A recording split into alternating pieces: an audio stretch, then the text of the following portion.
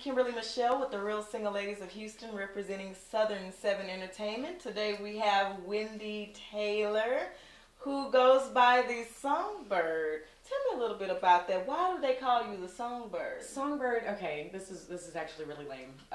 Songbird was I'm on an internet forum called Kingwood Underground where I keep up with a bunch of my Kingwood. Yes. You a Kingwood gangster? No. There's some thugs out there. No, I'm not. I'm not from Kingwood. I'm from way more country than that. You got to drive to see cows before you get out of my neighborhood. Gangster. Yeah. Yes. That's how we do. I got my shotgun in my truck. So, but I'm on this site, and I get on there, and I'm just kind of like, okay, well, a lot of these people are already friends of mine, and I'm trying to come up with a screen name. Mm-hmm. You know, I've never had a nickname. I'm just, I am me, and that's it. Come out, Wendy Taylor. If you don't like it, then whatever. But I asked them, I'm just kind of like, okay, I need a screen name, and they started giving me a whole bunch of ideas, and they came up with a whole bunch of stuff, and they were like, well, what about Songbird? So I started a poll. Okay. And then everybody started calling me Songbird, and it's kind of stuck ever since. Yeah, well, that's awesome. I had a chance today to actually go and listen to your Hold Me Down. So I definitely agree with them on the Songbird. Director can sing. Oh my goodness. I don't know what you're talking about. That was. Oh my goodness. I had to look again. I said, hired somebody. I'm like Millie Vanilli. That was you. So tell me about Hold Me Down. Who is somebody holding you down? Or did somebody hold you down to make you write the song? So what? Because we can hold held down as women, So tell me about it. Well, the whole thing about Hold Me Down was, especially as an independent woman, when you're trying to go out and you're doing everything and you're multitasking like crazy. When you're looking for a partner in life, you need somebody that can actually tell you, slow down, stop. Take a minute, breathe, get off the train. Slow down, so I need someone to hold me down. So I don't need someone standing behind me. I don't need someone next to me. I don't need someone pushing me. I've got enough ambition to fill up the room. Someone to keep you grounded. But hold me down. Yeah. So that's where the whole thing came from. I like that, Wendy. I'm feeling that. So what are you working on now? What am I working on now? I'm working on climbing Mount Everest. I'm training very hard. That is cool. Not really. But no, I'm working on putting together a pretty large stage production show. It's going to be very visual, and it would be my goal is to, with my fans and everything. I've got some of the most loyal fans in my fan base that I could ever ask for, and they're phenomenal. Love you guys, love you.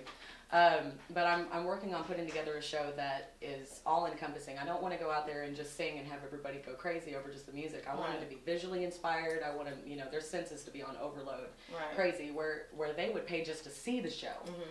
So people will come just to see the show, let alone get hit with the music. And once the music hits them, if they're feeling it, fantastic. Well, I might help them. But promote. So.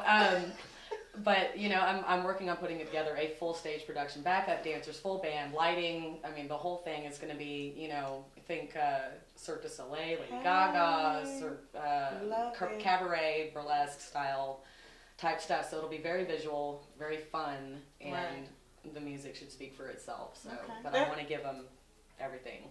That sounds so exciting. Like, I'm really interested in. I really can't wait to come, especially the burlesque part that you had me in. Who doesn't want to see me naked? Yeah. So I'm just kidding. I look good with clothes on. Underneath, I'm covered in scales. Okay, so I want to ask you about, your type of music. Is it R&B? Is it jazz? Is it pop? I mean, is it all this a gumbo?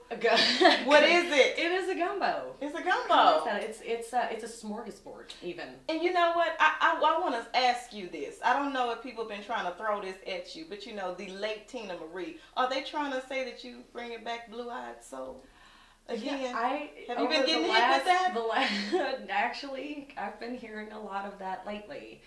I think that obviously with her passing, which is very, very sad, that's kind of brought up a lot of stuff and made people pay attention again when it comes to her, which is pretty phenomenal. But I can't even come close to claiming that she was pretty amazing. So I hope that I can even get half there. I think you're there. And that would be amazing. I think you're there. I think you're there. But to finish off our interview, a little birdie told me that you had a new sexy little tattoo, and it's not I want to know about it. I want to know about it. So tell me about that tattoo that you have. Oh God, how long is the interview? Okay. My sister and I have been talking about getting matching tattoos for a long time. I love ink, gentlemen. I love ink, and my sister and I had been talking about getting this tattoo. We wanted something that represented both of us, but we could still have our own individuality with it and everything. My big sister is she's kind of my hero. When I was 15, she was 16. I was 14 at the time. April Fool's Day, I'll never forget this. She got in a very bad car accident. Didn't think she was going to come out of it. She was in a coma for a long time. She broke both of her hips. She ended up with a serious brain injury and a whole bunch of other stuff. And this girl that went through all of this graduated on time, 6th in her class. Wow. And she was supposed to be a vegetable the rest of her life. So she's really a huge inspiration for me. And if she can do it, she can live through that, then anything is possible. So we definitely, one of the symbols in my life that's really important to me is the phoenix. It's about being reborn from the ashes. You spend your life getting burned and everything else, and being reborn from those ashes again, just as beautiful as you were before, maybe even better. Obviously smarter, wiser, and more productive. Things move faster. So she and I went and we got, obviously I'm Celtic. I don't know if you can tell by the red hair, the freckles, and the glow in the dark skin. I didn't notice.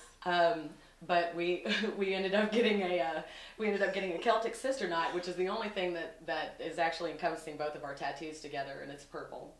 And then I got the phoenix, and it's like this big on my lower back, that tied into one of my other tattoos. And she ended up getting the Celtic sister knot with wings going across her back and flames coming up off of it. Really cool. Yeah, it was fun. Okay, you know, that's so beautiful, and I'm glad that you were able to connect and find strength through that tribulation. That's the only thing you can do. Thank you so much for sharing. I really love you, and I can't wait to see you. Make sure we check out Wendy Taylor at Midtown Lounge on January 14th. Thank you so much for this interview. Thank you.